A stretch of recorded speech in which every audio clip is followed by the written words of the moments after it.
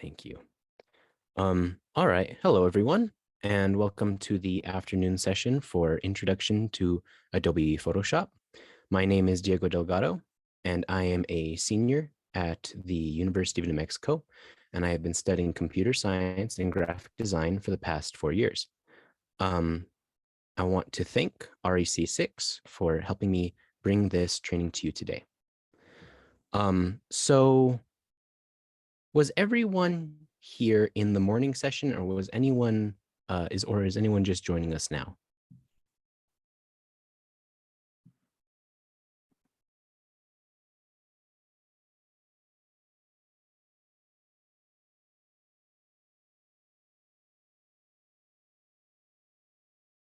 I think we have everyone from the morning session.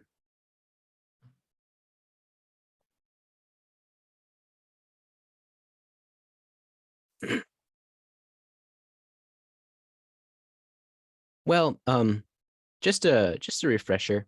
Even if you were in the morning session, we mainly discussed file types, color modes, layers, resolution, file size, things like that as they apply to documents in Adobe Photoshop.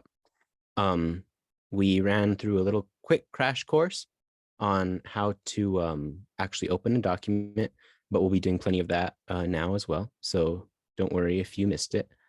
And yeah, I think we're ready to just start jumping into the actual software itself. But before I get started, I would like to once again share a link with you that goes to Karen Nelson. Okay, so let me just I'm gonna post a document now here in the chat, and it's going to link you to a bunch of useful resources in case you want to get some more in-depth looks at some of these concepts, especially if you're new and you weren't here in the morning session. But we're actually going to be using some documents from this link in today's session. So I'm going to give that to you. And really, just before we start, I should probably ask, is there any questions?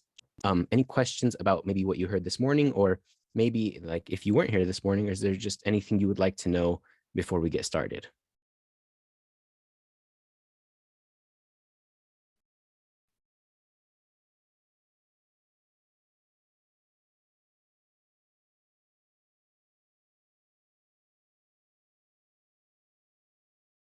Everyone good? Don't know what I don't know. Fair enough. All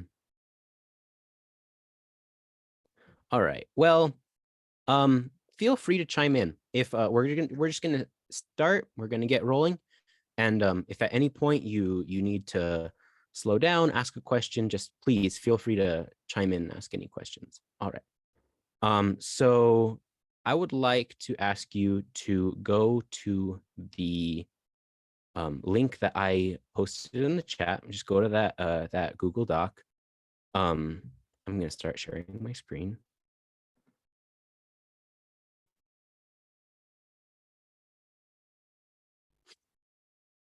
All right.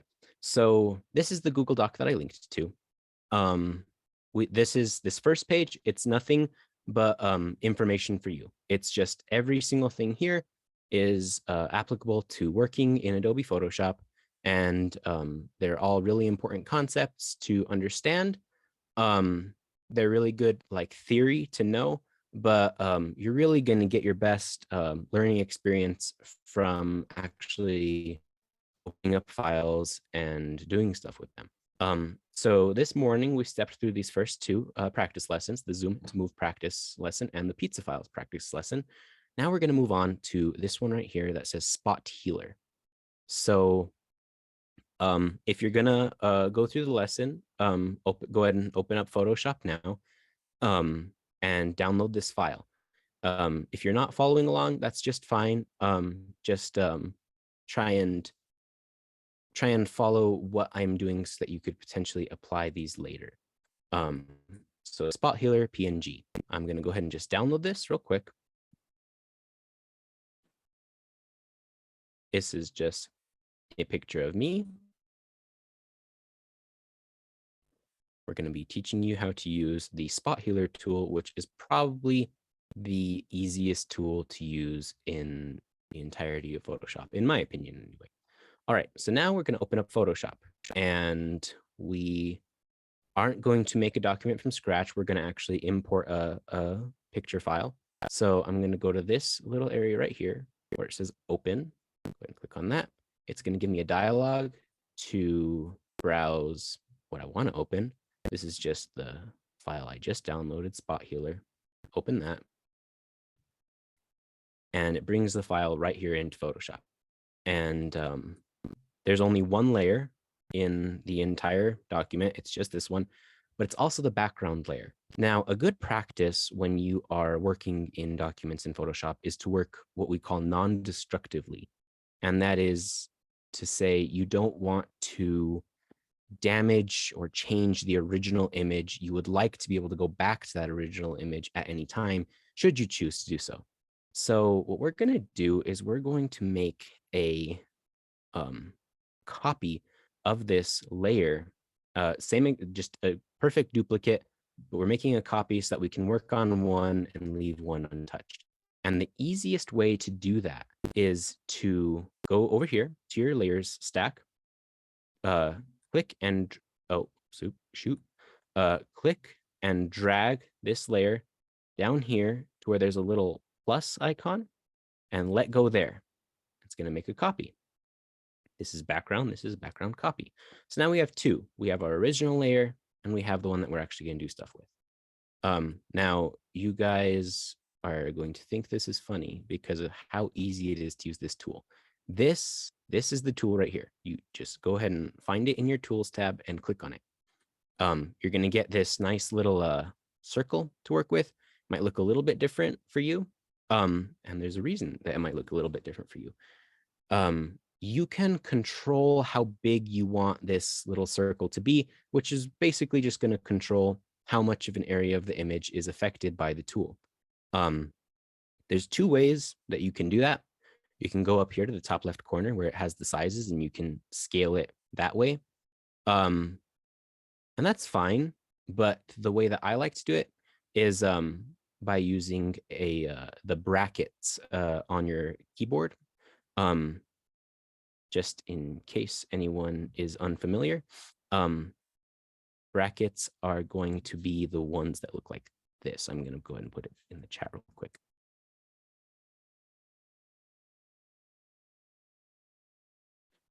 So those brackets are what control how big your cursor is when you're using a lot of the tools in these Adobe products.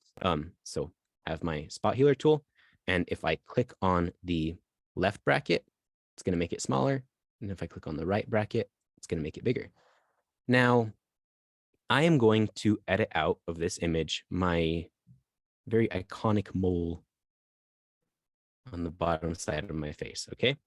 Now, to use the spot healer tool, real simple. Just make the cursor about as big as the thing that you want to remove from the image. And once you center it up, click, and it's gone. That's it. That's the entire tool. Really useful for little tiny touch-ups. I've got a little mark on my arm here too. Let's just click there. It's gone. Let's say for some reason I wanted to get rid of my dimple. I can do that too. No dimple. Now, this is not by any means the most powerful tool in the Adobe Photoshop tool belt, but it's handy. It's definitely handy. And over here in the layers panel, we can just turn off this layer that we just edited, turn it off and on, and you'll see the differences. You'll see what's missing, what's changed, all that good stuff. Cool. That was a very, very simple edit slash adaptation of an image. Let's move on to something a little bit more complicated than that. So I'm going to go ahead and just close this because I don't really need to save it. I'll walk you through saving a document towards the end, but I don't really care about saving that because it was just an exercise. And you'll notice that after you close something you've worked on, it's going to show up in your recents tab. on your Photoshop home screen. All right, so that's cool. Let's move on to the next exercise. I'm going to refer you back to the document that we were looking at earlier that has links to all of the files. We just did Spot Healer. So now we're going to move down and we're going to do Content Aware Fill. Now, I like to think of Content Aware Fill as kind of being like the big brother of spot healing, and I'll show you why now. This is going to redirect you to a website called Unsplash. I'm going to talk to you about Unsplash in a little bit if we have time, but the main thing you need to know about Unsplash is that you can get basically stock images, and it's a free site. They have a paid version, but you can get a lot of cool stock images for free. So we're going to be working with this image right here. You can click download free, or you can click on this little arrow icon right here, and it will give you different file sizes that you can actually download it at. All right, cool. The original size is usually quite a bit bigger. Since this is just a demo, I'm just going to download the large size rather than getting too crazy with downloading enormous files. Okay, cool. So now I am going to go back to Photoshop. Come on. Where's my Photoshop? There it is. Okay, so back to Photoshop, opening a new file, just downloaded it. Same thing as last time, opening it. All right, now it's back in here. Again, same thing as last time. It's probably a pretty good idea to make a duplicate so we can remain non-destructive. Another one of the benefits of making duplicates is it's really easy to compare the original image to what you've actually done. So like, I know that sometimes I kind of, I'll like be spending, well over an hour working on an image, and I'm like, did I really change anything? Did I really make it that much better? So it's useful to be able to have those little comparisons to be like, oh yeah, it does look a lot better now.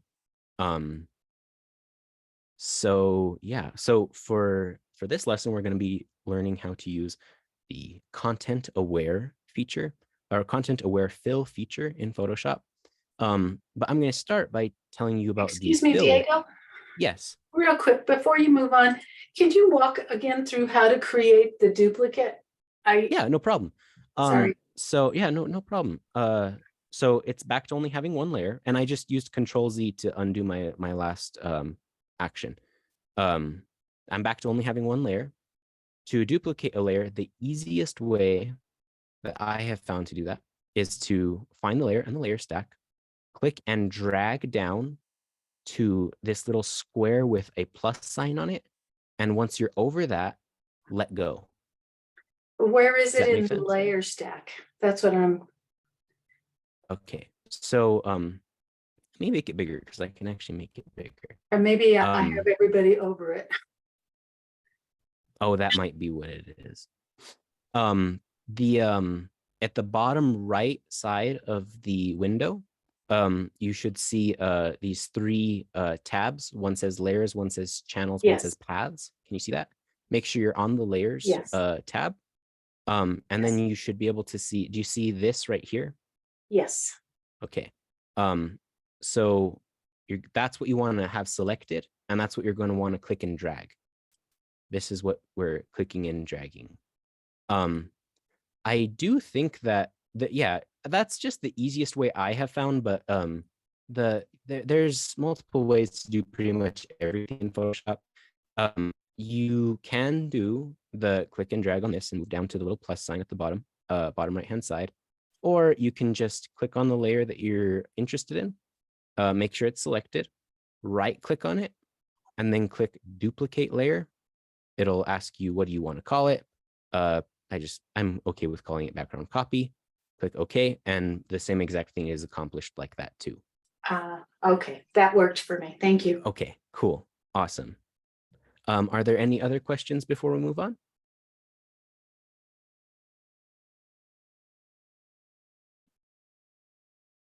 Yeah, good question.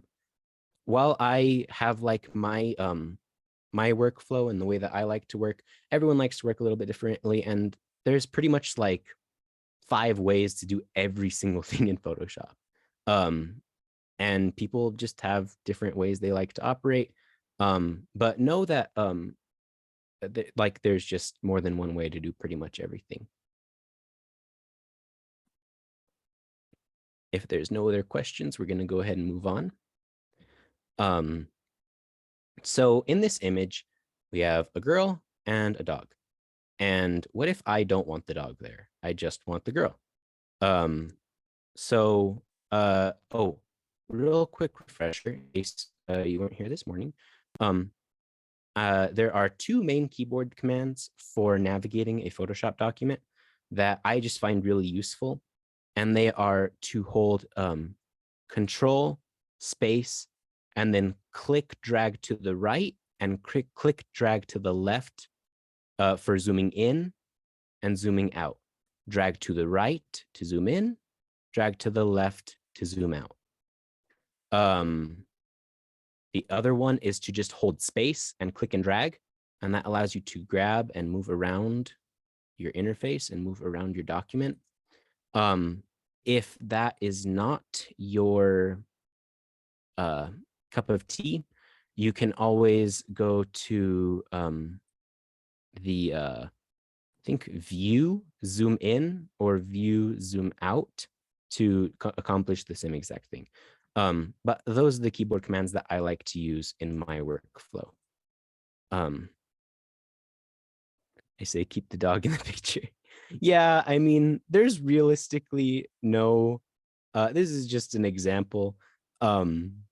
Like there's nothing wrong with the dog in this picture. Like it's not one of those things that it's like you're always seeing like, oh, someone in the background totally photobombed my picture. It's not like that.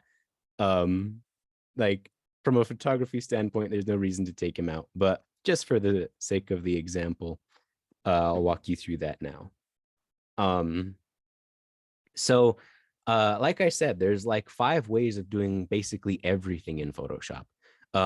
This tool right here on the left side toolbar, it's called the lasso tool.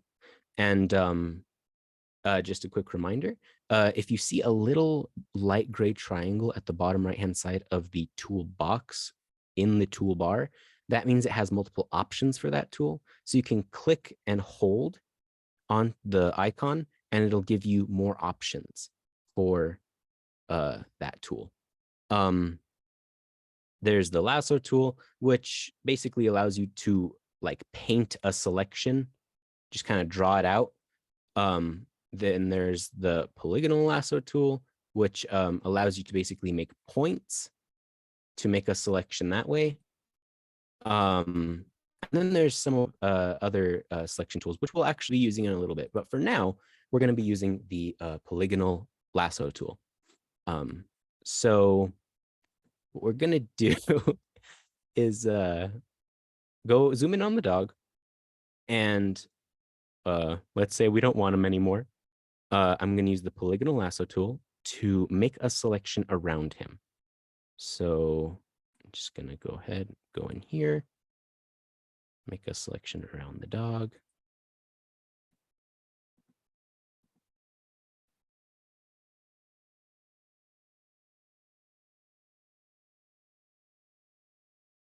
Cool.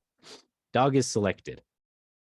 So now what we're going to do is go to edit, fill, and then you're going to have an option here. You're going to be able to, the fill feature, you can do a bunch of different things with. Let's say I didn't want to remove him from the picture, but for some reason, I just wanted to like put a color in there. Okay, I press okay, and now blam, there's just like a color there. But I don't want to do that. I want to remove him. So I'm going to go to edit, fill. This time I'm going to click content aware and press OK. Let's see how it does. Might take a second. Bam, dog's gone. Just completely gone from the image. And I think it honestly did a pretty good job. I think that it removed it pretty good. I don't think you could tell there was ever a dog there. So I'm going to compare. Dog's just gone. Looks like there's a little bit of a, like his paw might have been left there actually. But you can be as accurate as you want to be in doing this. If you really want to get in there and really trace around him with one of these selection tools, you can do that. But just for the sake of demonstration, I think that worked pretty good. Bye bye dog. It's and you see why I called this the like the big brother of the spot healer tool, because they're basically doing the same thing. You're saying, hey, in this area, there's something that I don't want. And what it means to be content aware is you're basically telling Photoshop, okay, look at all of the pixels around this selection that I've made. And use that as kind of like a context clue to fill in the gap once I remove this thing from the image. Let me try and do the same exact thing, but with the lasso tool this time, just so you can see that they're pretty, oh, shoot, let me make a duplicate. Lasso tool around the dog.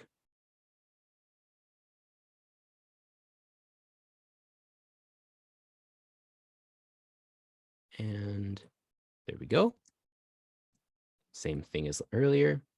Edit, fill, content aware fill. Okay. Dog's gone. And just in case, real quick, when you have a selection and you don't want that selection anymore, you can go to select, deselect, and it'll get rid of your selection. Or you can just click Control D or Command D on Mac, and it'll get rid of your selection. But yeah, that's the content aware fill feature in Photoshop. And you can see if it did the same thing, it did it twice, and since it's AI, it's not going to have the same exact effect every time. If I go between these two versions, you'll see that that area where the dog was, it's different. It was made up differently both times by the software, but it's still very different from the original. How does that sound with everyone? How does that feel? How does everyone follow what's going on here? Are there any questions?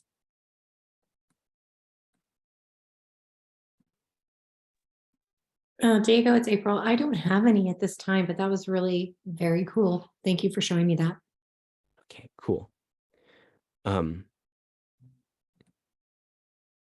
right, thank you.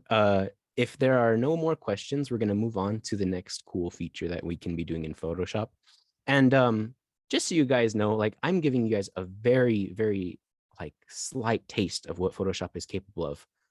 But the thing about these tools are you use, like I'm teaching you the selection tool and the content aware feature in Photoshop, but you can basically apply these tools in so many different ways that knowing these fundamentals is really, really beneficial. Okay, so moving on, we're going to go back to that document that I keep referring to. Okay, so that was the content aware feature. We're going to move on to the clone stamp feature. And this is very much building off of what we just learned in the content aware fill feature. So again, go ahead and click on that. It's going to take us to Unsplash. And I'm going to download free, get that image completed, go back to Photoshop, open, go to my downloads folder, open up that image. Here it is in Photoshop. Once again, we're going to duplicate our layer. So we're working non-destructively. And we're going to do the same exact thing as last time, but this time with a plane. I'm going to go ahead and lasso around this plane. Not being too careful because I'm just doing it for demonstration. Around the plane. Once it's selected, edit, fill, content aware. Okay. Does its business, and the plane's gone. Now it looks a little strange, just a little strange. Like if you probably wouldn't even notice it until you were really like looking for it. But when you have just a kind of strange piece of image, something that I like to do is use what we call the clone stamp feature, which is this little icon over here on the left that looks like a stamp. Click on that, and you're again going to get one of these nice, cool circles to be working with. So with the clone stamp feature, you have to, well, it might be helpful for me to just show you what it does and then explain it. I'm going to select a piece of the image that I want to use as a reference point. I'm going to do that by holding the Alt key and clicking on a piece of the image that I want to use as a reference. I'm gonna click over here. I want to use that as a reference. And then I'm going to go back to the place that I want to manipulate, edit, whatever. And I'm just going to kind of brush in some pieces of cloud.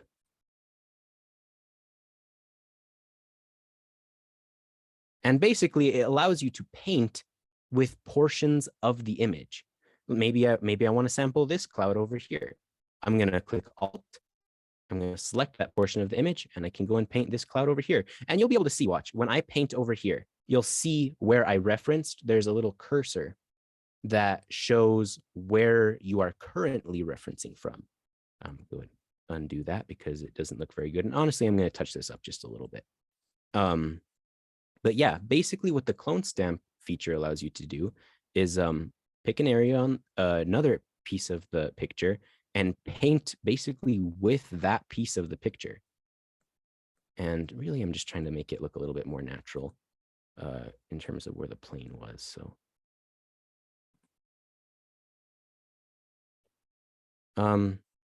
yeah.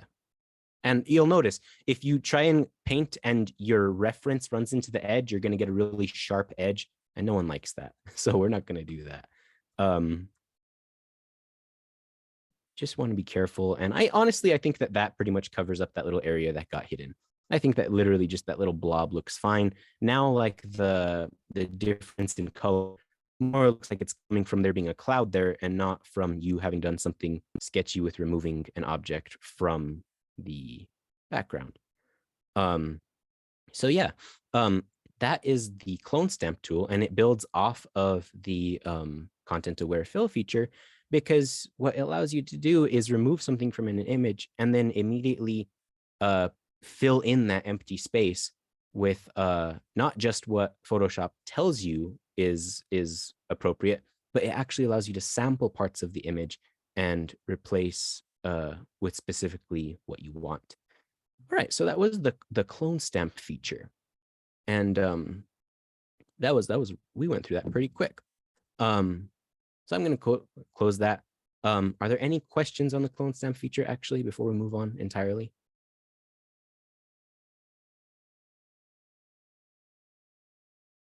No, but that is really scary. Scary? Yeah, because I'm layers upon layers, and I can modify anything really if you put your mind to it, and you become good at it. So wow, that is just crazy. Thank you for showing me that.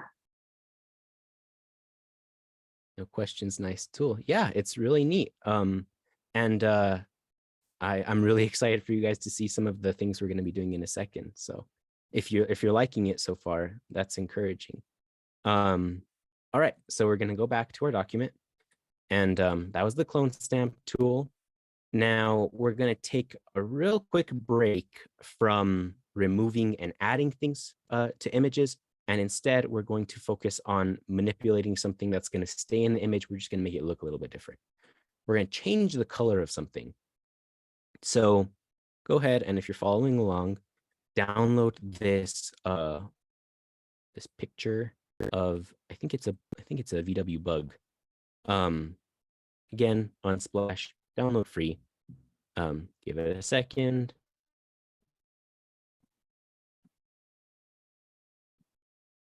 Go back to Photoshop, open most recent download. Bam, plops it right in our editor. So once again, duplicate that layer. And now we have something to work off of. I'm going to show you guys a little bit of a different kind of selection tool now. It's not going to be the lasso tool. It's not going to be the polygonal lasso tool. We're going to use the object selection tool. And you get the object selection tool by holding down where it might say quick selection tool, and it'll give you this pop-up. You're going to click object selection tool, and there we have it. Cool. So the object selection tool is a little bit different in the way that it works. It's literally what it sounds like. It allows you to basically click and select entire objects in your image. If you see me hovering over the bug, it's literally telling me, yeah, I'm pretty sure I recognize this as being a completely separate object within your image. Is this what you want to select? And in this case, that is what I want to select. So I'm going to go ahead and select it. And it might take a second, but there. Now we have this nice little line, and in working with these kinds of editors, we call this kind of line that goes around a selection marching ants. And you can probably see why it kind of looks like marching ants. But that's what we call this kind of line that goes around a selection. And that's how you know something is selected. This is great. This is already really darn accurate, but I kind of want to exclude some things. So now I have the big like sloppy big chunk work done, but now I want to get a little bit more precise. So I'm going to go over here to where I had my object selection tool, hold down, and I'm going to get the quick selection tool. The quick selection tool, it allows you to basically paint a selection, but another thing it lets you do is paint a deselection. So normally if I want to select more, like let's say I wanted to also select this white door in the back, I would just paint it in and it would select it for me. But I don't want to do that. I want to unselect something that is already selected. So in my case, I don't want these tires selected. So I'm going to hold the Alt key, and that's going to deselect portions of my selection. I'm going to paint over the areas I don't want selected, and it's going to remove them from my selection. Cool, that looks pretty good. Looks like it kind of picked up some of the leaves here too. I'm going to get rid of that. Move up to the front. Don't want this wheel well and this tire being selected. Get rid of that. And again, when it comes to selections, you can be as accurate or inaccurate as you want. I mean, like here, it looks like it's it's not perfectly following this yellow or this orange line. You could definitely go in there and correct that if you really wanted to. But I really want to get through as much content as possible. So I'm going to be a little bit more sloppy than I encourage you to be. I'm going to reselect this bit because it looks like it didn't catch it in the selection. And then the last thing I'm going to do is I'm going to unselect the actual windows themselves.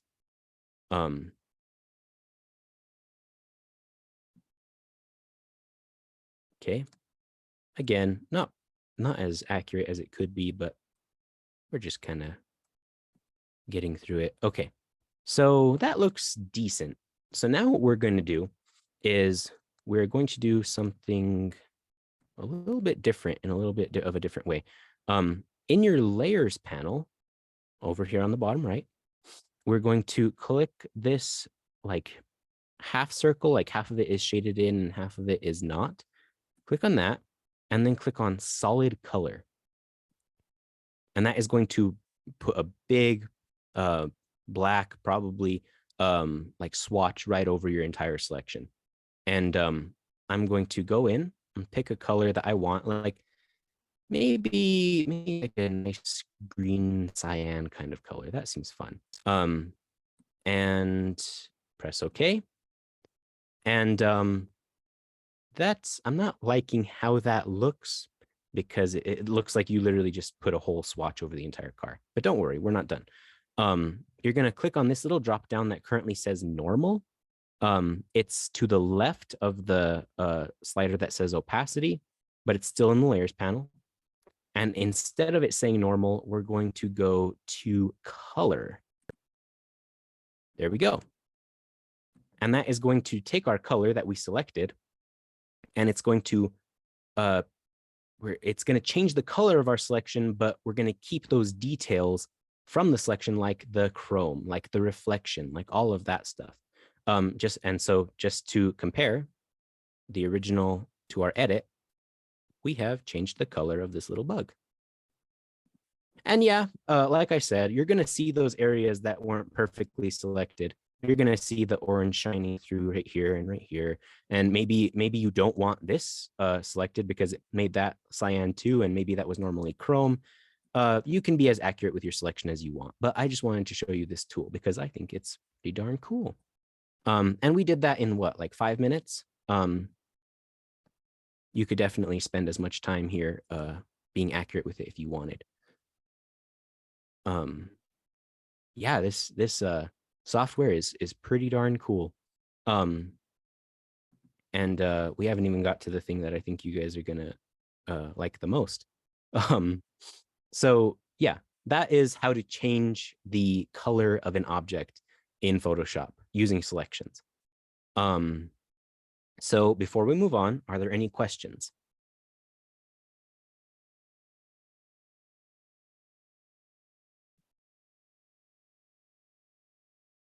You guys are good? All right, we'll go ahead and move on here. Close that. Back to our document. We're going to, so we just did change color. We're going to do perspective warp now. Now, this one is definitely not the flashiest of the features in Photoshop, but it's really handy. So I'm going to show you guys that real quick. Just this picture of a Rubik's Cube. Download it. Should be pretty small. Should go pretty quick. Open.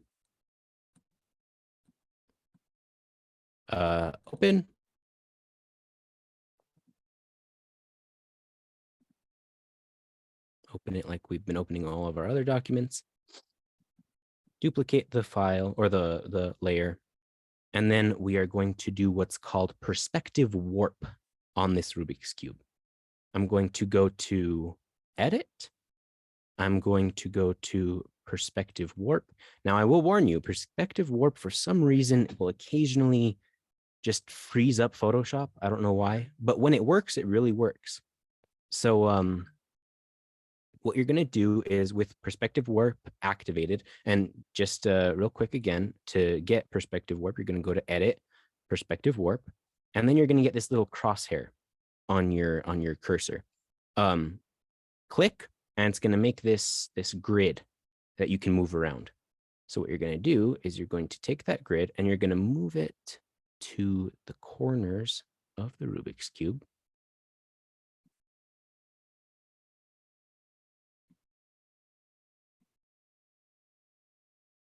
And then you're going to do another one, make another one just by clicking away from where you already have one. Link it up with the other one. You can link already created grids by just dragging them close enough together. I'll show you again one more time. Make another one. And if you just hold it close enough to one that's already created, you'll see that the edge that's closest will get highlighted. And when you let go, it'll link together. We're going to do the same thing with this side. Move this to the top corner and cross your fingers and hope that this doesn't crash Photoshop. Up in the top left-hand corner, you have layout and warp. The layout feature is what we just did. Layout is what we just finished doing, where we had all of our grids laid out and we put them on where we wanted and we manipulated them, all that. Now we're going to actually go to warp it. So I'm going to click warp. Your grid should look a little bit different now. And you can click any vertex where you have more than one line coming in. You can drag it and it kind of changes the perspective of it, of the cube. It changes like what direction it looks like you're looking at it from. So let's just let's make it look like we're looking at it perfectly from the side of the cube. And then hide that layer, and we can see how we have basically changed the perspective of our cube, even though we didn't have this perspective of the cube before. It was literally just by kind of warping it and messing around with it. And now it looks like we're looking at the cube from a completely different angle. So that's the perspective warp tool. Are there any questions on that? Yeah, it basically makes a 2D image 3D, and it's really cool because, I mean, when you partner the ability to change the perspective of an object with Photoshop's ability to create GIFs through layers, you can honestly make some pretty cool 3D GIFs by just changing the perspective of an image in each layer. You put them all together to make a GIF, and you have a 3D animation all of a sudden. It's a little bit out of the scope for this class, but it's something you can do. Are there any questions before we move on?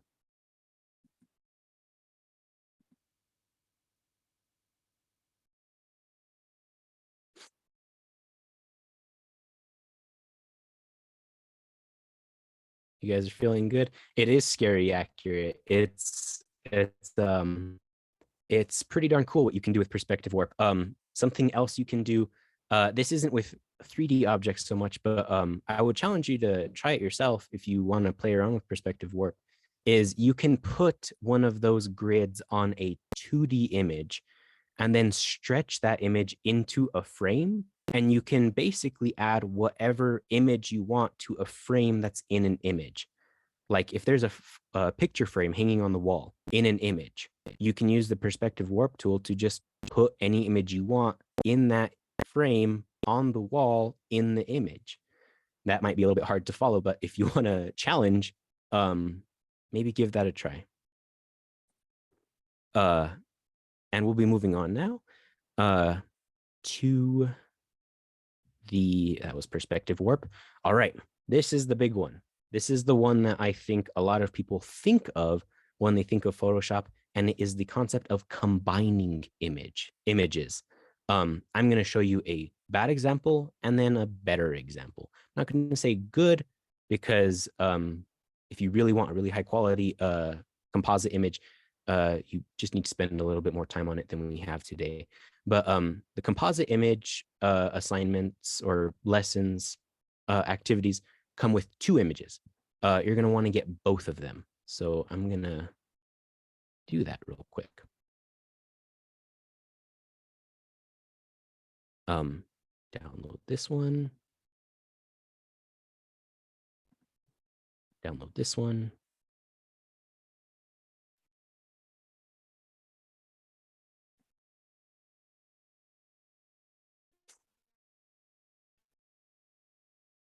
Open. Oh, actually, no, it's different when you do this. So when you want to combine images, it basically means you want 2 images in the same Photoshop document. And when you want multiple images in the same Photoshop document, there's a little bit more of just a streamlined way of doing it. The way you do it is you go to File, you go to Script, you go to Load Files into Stack. You'll get this dialog box. Click Browse, pick the 2 files you want, and then press OK. This will take a second. It's working on getting both images to work together, basically. Okay, so now we have 2 images, and we have basically a background image and a foreground image. I want this image on the front. So what I'm going to do is, rather than scaling the smaller image up, we might lose some quality if we do that. I'm going to make the bigger image smaller. And you can go to, you can make sure you have the right layer selected and go to Edit, Free Transform, or you can hold Control T, and that will also open up the free transform. I'm going to scale this down to close to the size of the other image. And then press OK. And that's cool. That's great. But now we have all this weird transparent space. We want to get rid of that. So we're going to go to image, trim based on transparent pixels. Click OK, and it'll shrink our entire document size down to just this little area right here. All right, so we're going to go back to the selection tool. This time we're going to use the quick selection tool just because we're a little pressed for time. I'm going to select the background of this gentleman right here. Not him, making sure not to get any of him. And let's make sure we get right between his arm right here. All right, cool. That was pretty quick. We selected his entire background and he is not in the selection. So now we're going to hold or press Alt and then this rectangle with a circle on it, and bam, it cuts out our selection and allows us to see into the background. Just one more time. With the selection made, hold Alt and click on this rectangle with a circle cut out of it. That'll create a layer mask and cut out the selection, allowing us to see the image underneath. Now, the reason I say that this isn't a great example of a composite image is, well, it is technically two images put together. The lighting doesn't really match. The colors don't really look correct. It's just not a perfect match from one image to another. They don't really flow seamlessly. Some of the ways that you can kind of make it a little bit easier is you go to the background image, make sure the background image is selected, go to filter, go to blur, go to Gaussian blur, and give it maybe 1.5 pixels of Gaussian blur. That'll literally just blur the image just a little bit and maybe add a little bit of depth, because in reality, things that are further out into the background are usually blurrier. Okay, so that is a not so good example of a composite image. Let's do a slightly better example of a composite image. Let's go to download these good composite image files.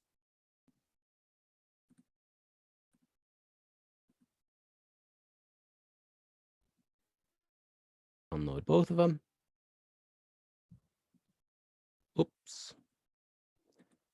Download. Okay. Same deal as last time.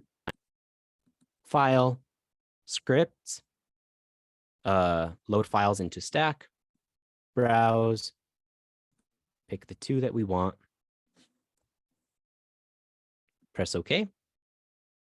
It'll work on loading the two images we want.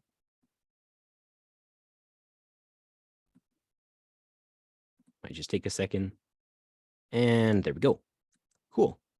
So now, once again, we have the two images we want. The background image is unfortunately on top of the image in the foreground. So let's flip those around. And you can drag these layers around to order them. I want this one on top, so I'm going to drag it on top.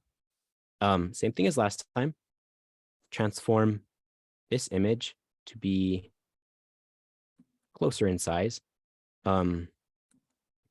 Image, or nope, gotta finish that transformation. And then image, trim, get rid of the transparent pixels. It's a little bit better now. Let's move this image down a smidge. And all right, cool. We're gonna do the same exact thing as last time. Quick select the background. However, this time I actually want this like platform that she's sitting on. So I'm going to clean this up just a little bit.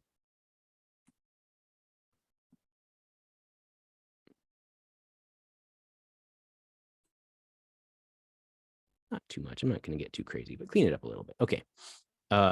Same thing as last time.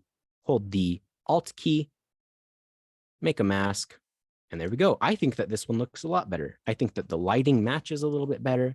I think the environment and the colors looks a little bit better. I think that it is just overall a slightly better product.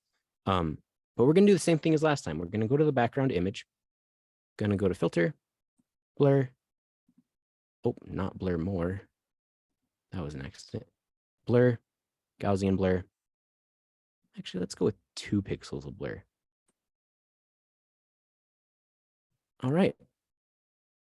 That creates a little bit of depth, but it's still, it could be a little bit better. So what I'm going to do is one more thing. Click on this area right here.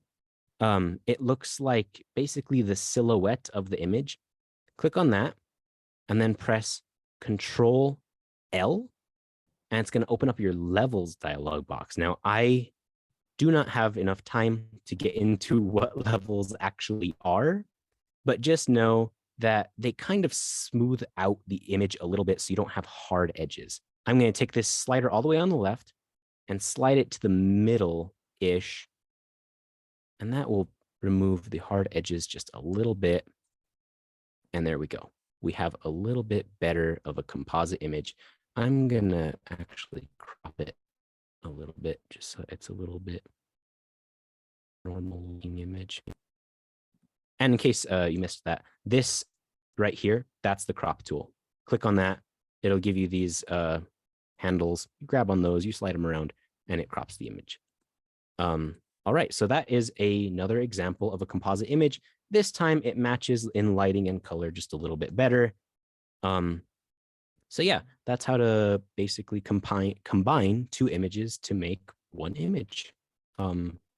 You'll see that a lot when you have a you want a different background, but you like maybe how you look in an image, but you want a more compelling or a more interesting background. All right, so that was the last demo that I was going to show you guys.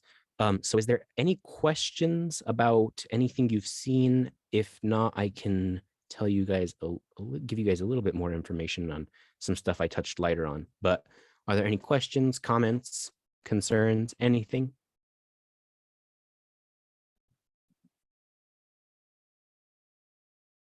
Would have never guessed that that is a composite image. You can get some really good results using this technique in Photoshop. And that's not even mentioning like the concept of green screens and stuff like that. When you have basically the selection tools, the smart selection tools, things like object select and quick select and stuff like that, they just work a little bit better the easier you make it for them. So if you have one thing really popping against the background, it's going to be able to select the background a little bit better. So this one wasn't even optimized for that, and I think it still came out pretty good. So yeah, it is a really, really cool tool in the Photoshop tool belt. Anything else?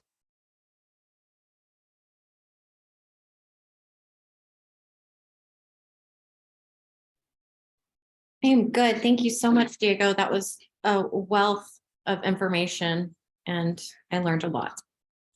That's good to hear.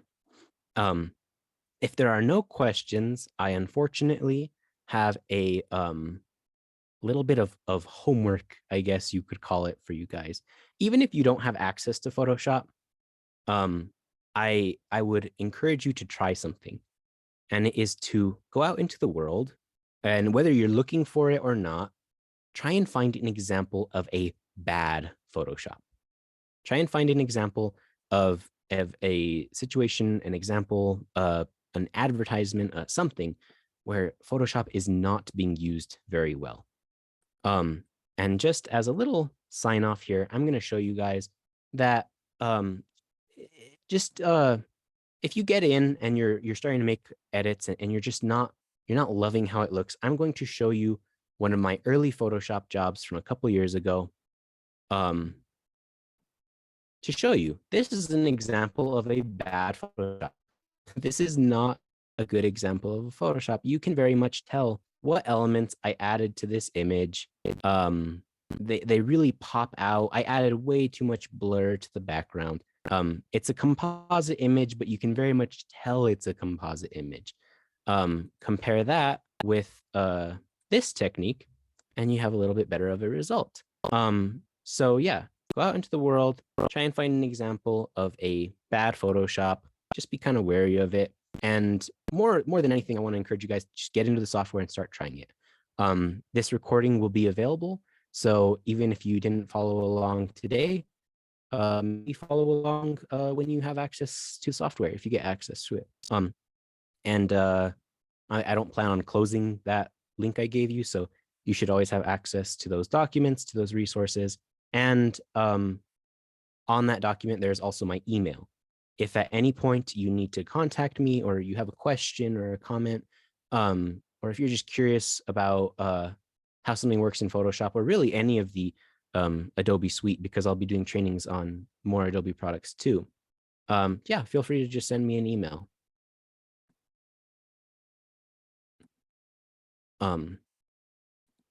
Thank you everyone for coming today. Thank you for joining me.